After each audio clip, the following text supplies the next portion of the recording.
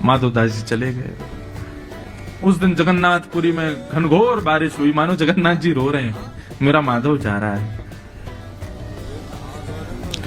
माधवदास जी अकिंचन थे बिल्कुल, ज्यादा भूख प्यास भोजन इसकी उनको ज्यादा जरूरत नहीं। जगन्नाथ जी का दर्शन ही उनका भोजन था, बिना दर्शन के भोजन नहीं सुहाता था। चित्त में श्री जगन्नाथ जी बैठे हैं, वृंदावन की यात्रा पर जा रहे हैं। एक दिन व्यतीत हो गया, चलते चलते दूसरा दिन व्यतीत हो गया। रात्रि में किसी गांव में जाकर के किसी वृक्ष के नीचे सो जाते। वृंदावन की यात्रा चल रही है। तीसरा दिन प्रारंभ हुआ। श्री माधवदास जी एक एक सप्ताह भी जल पी करके रह लेते थे, उनको भूख ज्यादा लगती नहीं थी।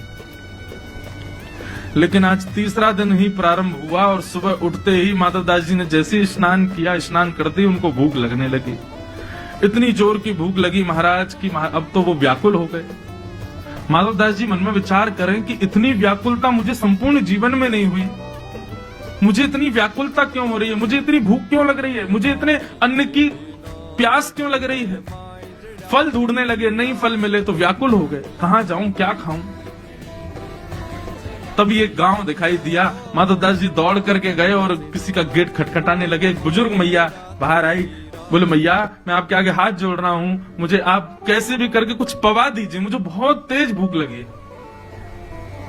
अरे बाबा ने डटो बिराजो, बोले अब रुकने का समय नहीं है, कच्चे चावल बन जाए, रूखी रोटी दो, कुछ भी दो, और कुछ नहीं तो आटा ही दे दो, मैं खा लूंगा, मेरा पेट भर जाए।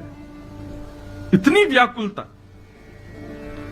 मैया ने रोटी सब्जी आदि सब पात्र में रख करके माधवदास जी को दी। माधवदास जी तो ना देखें कि कैसे क्या खाना है, बस खाते जा रहे हैं, खाते जा रहे हैं।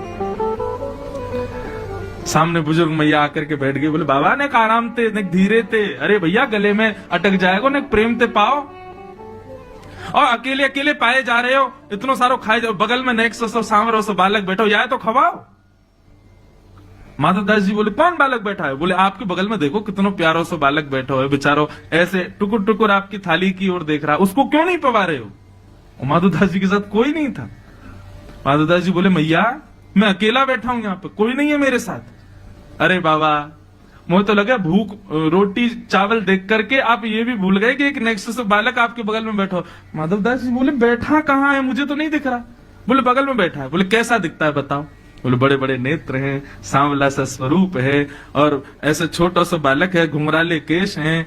जैसे रूप कांति का वर्णन किया माधवदास जी समझ गए। बोले जगन्नाथ जी संग ही चल रहे हैं। तभी मैं कहूं मुझे भूख क्यों लग रही है, क्योंकि 3 दिन से तो कुछ पाया नहीं है।